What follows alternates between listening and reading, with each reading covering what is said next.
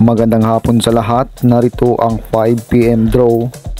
Araw ng Miyerkules, September 20, 2023. Para sa 2D Lotto, 23, 10 in exact order.